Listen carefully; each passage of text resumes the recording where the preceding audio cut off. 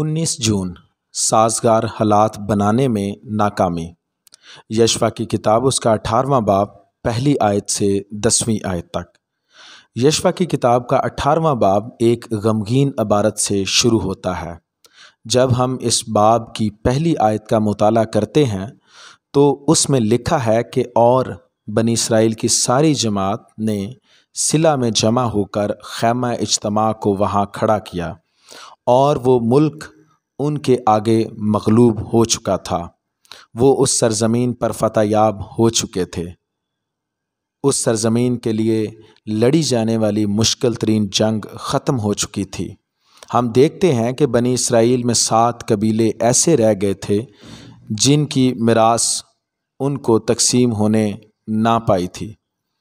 اس سے یہ ظاہر ہوتا ہے کہ وہ ابھی تک اس سرزمین کے باقی حصوں پر اپنا حق جتانے کے لیے نہیں گئے تھے، حالانکہ وہ سرزمین ان کو دے دی گئی تھی، لیکن پھر بھی وہ اس کو حاصل کرنے کے لیے ابھی تک وہاں نہیں گئے تھے۔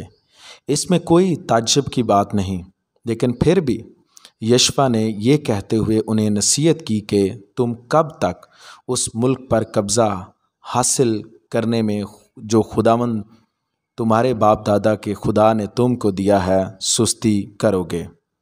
یشوع کی کتاب اس کا 18واں باب اور 3 آیت۔ یشوع کی کتاب اس کا 21واں باب اور اس کی 43ویں آیت میں لکھا ہے کہ یوں خداوند نے اسرائیلیوں کو وہ سارا ملک دیا جسے ان کے باپ دادا کو دینے کی قسم کھائی تھی، اور وہ ان پر قابض ہو کر اس میں بس گئے۔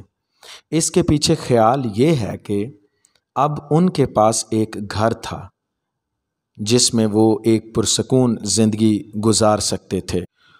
خدا نے اسرائیلیوں کو ان کے دشمنوں سے آرام بخشا، اور جتنی اچھی باتیں خداوند نے اسرائیل کے گھرانے سے کہی تھی ان میں سے ایک بھی نہ چھوٹی، سب کی سب پوری ہوئیں۔ یشوع کی کتاب اس کا 21واں باب اور 45ویں آیت۔ اس کے باوجود وہ اس ملک پر قبضہ کرنے کو نہیں گئے تھے۔ آخر کار انہوں نے وہاں کے لوگوں کو اپنے ہاتھ میں لیا کہ انہیں خراج تحسین پیش کریں۔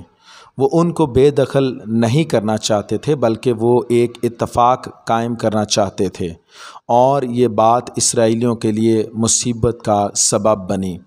یہ ہمارے لیے انتہائی خطرناک بات ہے کہ جب ہم گناہ کی پیروی کرتے ہیں اور اس طرح یسوع مسیح میں اپنی میراث پانے کے لیے سازگار حالات میں ناکام ہو جاتے ہیں، اور میرا راست باز بندہ ایمان سے جیتا رہے گا، اور اگر وہ ہٹے گا تو میرا دل اس سے خوش نہ ہوگا۔ عبرانیوں کا خط اس کا 10واں باب اور 38ویں آیت۔